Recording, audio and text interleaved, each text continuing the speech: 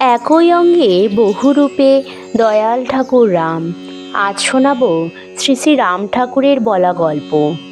কৃপা ছাড়া ভগবান লাভ হয় না। ঘন জঙ্গল, সূর্যের আলো সেখানে তেমন পৌঁছায় না। বাঘ, ভাল্লুক, সিংহ, হরিণ যখন তখন ঘুরে বেড়ায়। দেখা যায় সেই জঙ্গলের বড় গাছের নিচে বসে এক যুবক তপস্বী তপস্যা করছেন। রাতের পর রাত, দিনের পর দিন তার তপস্যায় কেটে যায়, তবুও ভগবান শ্রীহরি তাকে দেখা দেন না। এক ভোরে তপস্বী দেখেন ঢেকি যন্ত্রে চড়ে মহর্ষি নারদ চলেছেন। মুখে তার অবিরাম হরিগুণগান। তিনি মহর্ষি নারদকে ডেকে জিজ্ঞাসা করলেন, মুনিবর, এত সকাল সকাল চললেন কোথায়? শুনে মহর্ষি নারদ বললেন, অনেকদিন আমার ঠাকুর প্রভু শ্রীহরির শ্রীচরণ দর্শন করতে পারিনি, তাই বৈকুণ্ঠে চলেছি। এই কথা শুনে তপস্বীর খুব আনন্দ হলো।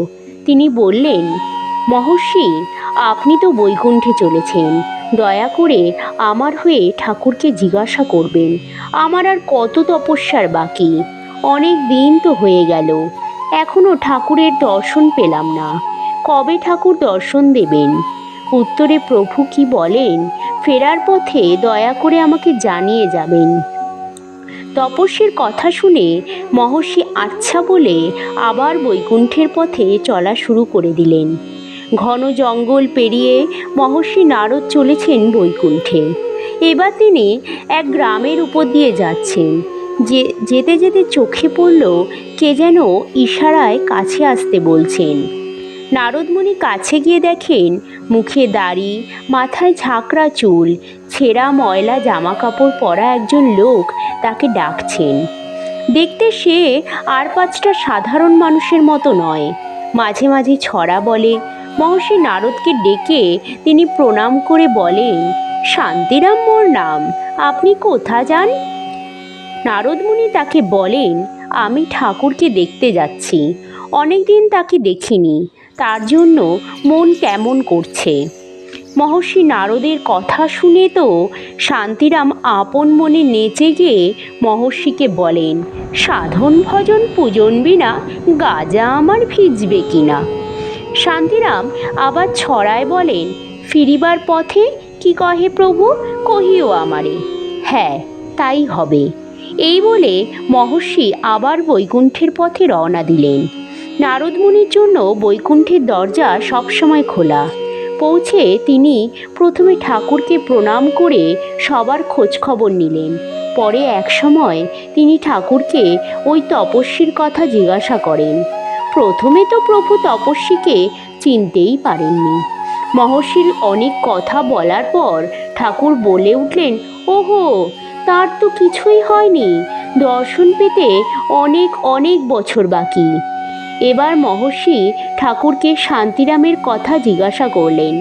শান্তিরামের নাম শুনে ঠাকুর গদগদভাবে মহর্ষিকে বলে উঠলেন, ওই ছড়া বলা শান্তিরাম তো? নারদ হ্যাঁ বলাতে ঠাকুর কাতর গলায় বলে উঠলেন, ও আমার বড় প্রিয় ভক্ত, অনেক দিন আগেই বৈকুণ্ঠে তার জায়গা ঠিক করা আছে, তার কোনো বাঁধন নেই, ঋণ নেই, শান্তিরাম মুক্ত, যেদিন ইচ্ছা সেদিনই বৈকুণ্ঠে আসতে পারে। এই বলে প্রভু শ্রীহরি উদাসভাবে অনন্ত আকাশের দিকে তাকিয়ে রইলেন। এবার মহর্ষির ফেরার পালা। মহর্ষি নারদ প্রথমে এলেন তপস্বীর কাছে। ঠাকুর তার সম্বন্ধে যা যা বলেছেন সবই বললেন। নারদমুনির মুখে ঠাকুরের কথা শুনে তপস্বী তো অবাক। রেগে গিয়ে বলেন, হতেই পারে না, আমি দিনের পর দিন, রাতের পর রাত কত কঠিন তপস্যা করলাম, কত মন্ত্র উচ্চারণ করলাম, আর তিনি বলেন কি না আমার কিছুই হয়নি? ঠাকুরের দর্শন পেতে আমার নাকি বহুকাল বাকি? এটা হতেই পারে না। আসলে আপনি বৈকুণ্ঠে যাননি। তপস্বীর কথা শুনে নারদমুনি মনে মনে হাসছেন, মুখে কিছু বলছেন না। তপস্বী মহর্ষিকে হঠাৎ বলে উঠলেন, আচ্ছা বলুন তো, বৈকুণ্ঠে ঠাকুর শ্রীহরি তখন কি করছিলেন? তপস্বীর প্রশ্ন শুনে নারদমুনি বলেন, আমি বৈকুণ্ঠে গিয়ে দেখি ঠাকুর ছোট্ট ছেলের মতো খেলা করছেন। ঠাকুরের এক হাতে সূচ, অন্য হাতে মস্ত বড় একটা হাতি। ঠাকুর হাতিটাকে সুতোর মতো পাকিয়ে সূচের ফুটো দিয়ে এপার ওপার করাচ্ছেন। মহর্ষির কথা শুনে হো হো করে হেসে উঠলেন তপস্বী।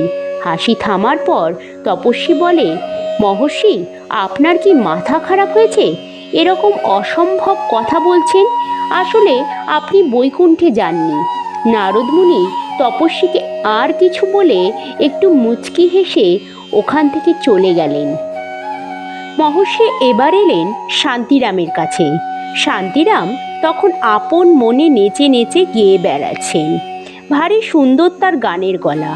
মহর্ষি নারদ নিজেও ভালো গান গাইতে পারেন। শান্তিরামের গান শুনে নারদ মুনির দুই চোখ জলে ভরে উঠল। একসময় গান শেষ হলো।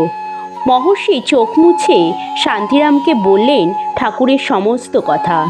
তাকে ঠাকুর বলেছেন সে আমার প্রিয় ভক্ত, যেদিন ইচ্ছা সেদিনই বৈকুণ্ঠে আসতে পারে। এই কথা শুনে ভক্ত শান্তিরাম আবার নাচতে গাইতে শুরু করলেন। তিনি গেয়ে চলেছেন, শান্তিরাম তুই বগল বাজা, গোলকে তোর ভিজ্জে গাজা। নারদ মুনি শান্তিরামের নাচ গান থামিয়ে বললেন, ভাই শান্তিরাম, বৈকুণ্ঠে এবার এক তাজ্জব ব্যাপার দেখে এলাম। দেখলাম ঠাকুর এক হাতে একটা সূচ, অন্য হাতে একটা মস্ত হাতি নিয়ে খেলা করছেন। হাতিটাকে সুতোর মতো পাকিয়ে সূচের ফুটো দিয়ে এপার ওপার করাচ্ছেন।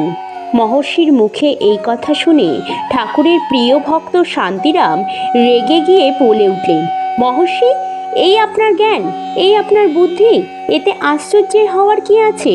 ঠাকুর শ্রীহরি বিশ্ব ব্রহ্মাণ্ডের সৃষ্টিকর্তা।